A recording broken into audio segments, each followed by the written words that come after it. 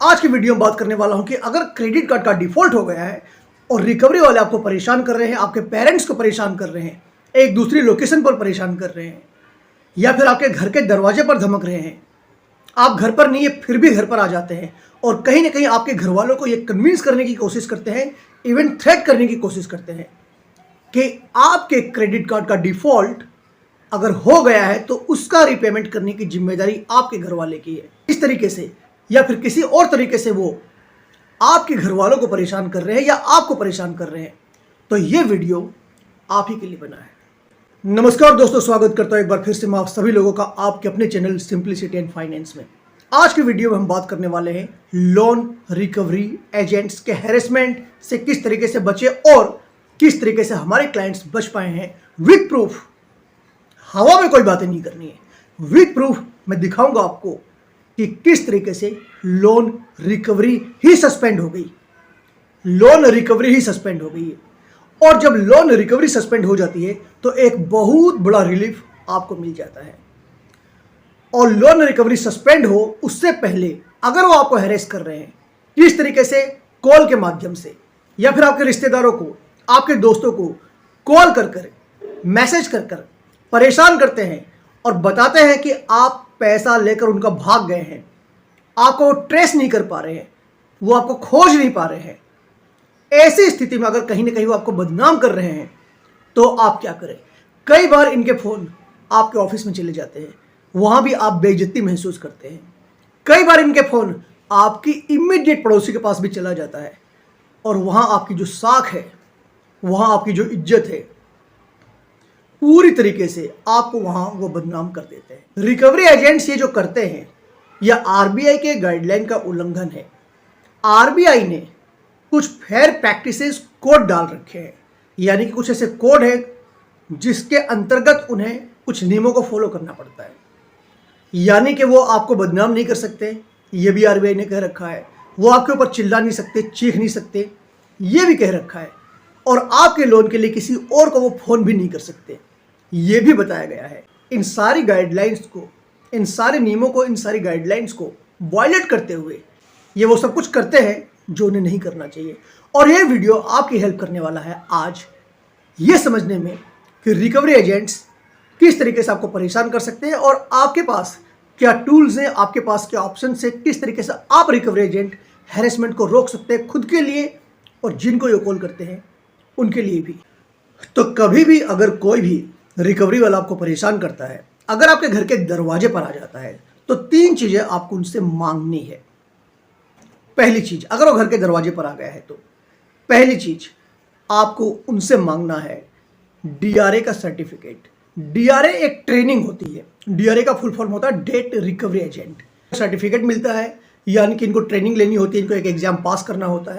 Exam पास करने के बाद उनको एक सर्टिफिकेट मिलता है। अगर उनके पास वो सर्टिफिकेट नहीं है तो वो सर्टिफाइड नहीं है और इस तरीके से वो रिकवरी कर ही नहीं सकते। तो आपके घर के दरवाजे पर अगर कोई ऐसा इंसान आया है जिसने डीआरए एग्जाम पास नहीं कर रखा है तो ध्यान रखिए, वो रिकवरी नहीं कर सकता है। आप उन्हें मना कर सकते हैं, उनसे बात करने के लिए मना कर सकते हैं। अगर कोई आता है तो ये मैं नहीं कह रहा, आरबीआई कहता है कि उनके पास उनका एक आईडी कार्ड होना चाहिए। अगर वो ये कहता है कि मैं इस बैंक से आया हूँ या इस एनबीएफसी कंपनी से आया हूँ तो उनके पास उस एनबीएफसी कंपनी या उस बैंक का आईडी कार्ड होना ज़रूरी है। बट वेट, केवल आईडी कार्ड हो जाने से ही काम नहीं चलने वाला है, उनके पास एक अथॉराइजेशन लेटर भी होना चाहिए। ये मैं नहीं कह रहा हूँ, आरबीआई कहता है। लिखा होना चाहिए कि इस इंसान को इतने पैसे कलेक्ट करने के लिए इस इंसान के पास अथॉराइज किया गया है। अगर उनके पास वो अथॉराइजेशन लेटर नहीं है, उसके बगैर भी वो रिकवरी नहीं कर सकते हैं। तो 3 चीज़ें, DRA certificate, employ ID card and authorization letter. अगर कोई भी आपके दरवाजे पर धमक गया है किसी भी तरीके से, वहाँ पर आप इसकी मांग कर सकते हैं। डरना नहीं है, घबराना बिल्कुल भी नहीं है, ये आपका राइट है, आप मांग कर सकते हैं। ये तो बात हो गई घर के दरवाजे पर आ गया तो। लेकिन अगर वो कॉन्स्टेंटली आपको कॉल कर रहा है तो ध्यान रखिए कि बैंक आपको मल्टीपल चैनल्स देता है कम्युनिकेशन के लिए एंड यू आर फ्री कि आप उनमें से किस चैनल का चुनाव करें।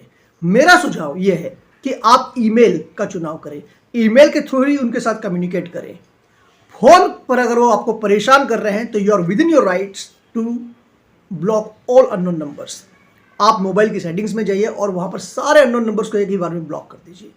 इससे क्या होगा, जो भी कॉल आएगी वो ऑटोमेटिकली ब्लॉक हो जाएगी और जो नंबर आपने सेव कर रखे अपने घर वालों के, अपने दोस्तों के, यारों के, रिश्तेदारों के, उनकी कॉल आपके मोबाइल पर लैंड हो जाएगी।